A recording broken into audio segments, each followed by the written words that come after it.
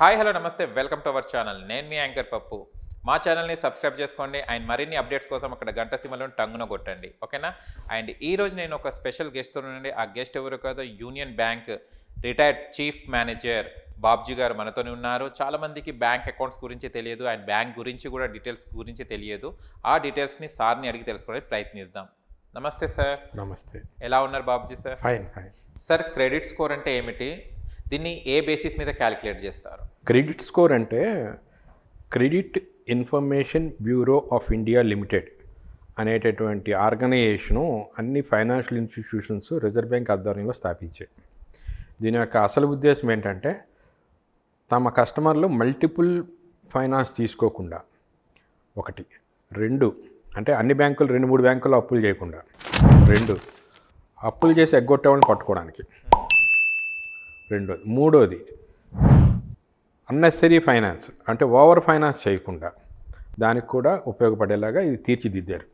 అయితే దీంట్లో మీ యొక్క ఆధార్ కార్డ్, పాన్ కార్డ్ ఇచ్చి ఏ యొక్క బ్యాంక్కి మీరు వెళ్ళి, బ్యాంక్ కానీ ఫైనాన్స్ ఇన్స్టిట్యూషన్స్ అంటే బజాజ్ ఫైనాన్స్ కూడా, మీరు ఎక్కడికైనా వెళ్ళి మీరు మాకు ఈ లోన్ కావాలని అడిగినప్పుడు you are entering the cage. అక్కడ మీ యొక్క డేటా, ఫైనాన్షియల్ డేటా గత 3 సంవత్సరాలకి కనబడుతుంది. మీరు ఏ బ్యాంకుల్లో అప్పులు చేశారు, మీ యొక్క ఆదాయం ఎంత, మీ ఆదాయానికి ఎంత ఈఎంఐలు పోతున్నాయి, మీ యొక్క ప్రజెంట్ స్టేట్ ఆదాయానికి మీ ఈఎంఐ పోతే మీకు ఇంకా బ్యాంక్ ఎంతవరకు ఇస్తుంది. అయితే ఈ స్కోర్ అనేది మీరు ప్రాంప్ట్గా చేసే రీపేమెంట్ పీరియడ్ని బట్టి, రీపేమెంట్స్ని బట్టి ఈ స్కోర్ పెరుగుతూ ఉంటుంది. దానికి అదే బేసిస్. అయితే ఓవర్ డ్యూస్ ఉన్నా, క్రెడిట్ కార్డ్ డ్యూస్ ఉన్నా, లేకపోతే ఇతరత్ర ఏమైనా ఇబ్బందులున్నా స్కోర్ తగ్గిపోతుంది. మీకు 2 ఎగ్జాంపుల్స్లో క్లియర్ అయిపోతుంది. ఒక అతనికి 50,000 రూపాయలు ఇన్కమ్ ఉంది, కానీ అతను 10,000 ఈఎంఐ కడుతున్నాడు. అతనికి total income to EMI ratio కడితే 20% అవుతుంది. అతనికి 50% అతను కన్జ్యూమర్ అంటే బతకాలి కదా, జీతం అంతా అప్పులు చేస్తే కాదు కదా. సో 50% అతను ఫ్యామిలీ మెయింటెనెన్స్ కోసం తీసేస్తే ఇంకో 25,000 ఉంటుంది. 50,000లో 25,000 ఆయన ఫ్యామిలీ మెయింటెనెన్స్ తీసేయాలి, ఇంకో 25,000 ఈయనకు ఉంటుంది. ఈయనకి ఆల్రెడీ 10,000 రూపాయలు ఈఎంఐ ఉంది కాబట్టి 15,000 రూపాయల వరకు అతనికి లోన్ ఇవ్వచ్చు అనేది ఒక సాధ్యమని మనం బ్యాంక్ తేల్చుకుంటుంది. ఎట్లా? ఈ రిపోర్ట్ ద్వారా. ఎందుకంటే రిపోర్ట్లో క్రెడిట్ స్కోర్లో మీరు ప్రాంప్ట్ రీపేమెంట్ ఉంది, చక్కగా ఉంది, 700 పైన ఉండాలి. ఏదో 335 మార్క్స్ పాస్ అంటే కాదు, 700 పైన ఉంటేనే ఒప్పుకుంటారు. అది అసెస్ చేసుకొని ఇస్తారు. అప్పుడు ఈ 15,000కి సరిపడా హౌసింగ్ లోన్ అనుకుందాం.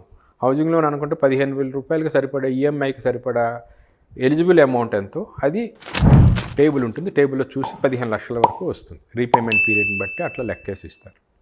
అదే ఒక వ్యక్తికి 1,00,000 రూపాయలు ఇన్కమ్ ఉంది, 50,000 రూపాయలు ఈఎంఐలు పోతున్నాయి, అతను బ్యాంక్ వచ్చాడు అనుకోండి, అతని లోన్ రాదు.